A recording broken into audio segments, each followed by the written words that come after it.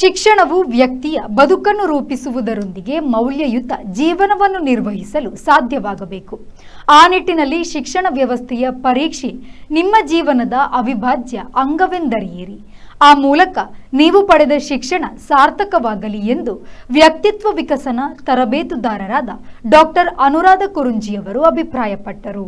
ಅವರು ಸರಕಾರಿ ಪ್ರೌಢಶಾಲೆ ಎಡಮಂಗಲ ಶಾಲೆಯ ಮುಖ್ಯೋಪಾಧ್ಯಾಯರಾದ ಅಬ್ದುಲ್ ಖಾದರ್ ಅವರ ನೇತೃತ್ವದಲ್ಲಿ 8, 9 ಮತ್ತು 10ನೇ ತರಗತಿಯ ವಿದ್ಯಾರ್ಥಿಗಳಿಗೆ ಹಮ್ಮಿಕೊಂಡ ಪರೀಕ್ಷಾ ತಯಾರಿ ಹಾಗೂ ವೃತ್ತಿ ಮಾರ್ಗದರ್ಶನ ತರಬೇತಿ ಕಾರ್ಯಾಗಾರದಲ್ಲಿ ಸಂಪನ್ಮೂಲ ವ್ಯಕ್ತಿಯಾಗಿ ಭಾಗವಹಿಸಿ ಮಾತನಾಡುತ್ತಿದ್ದರು.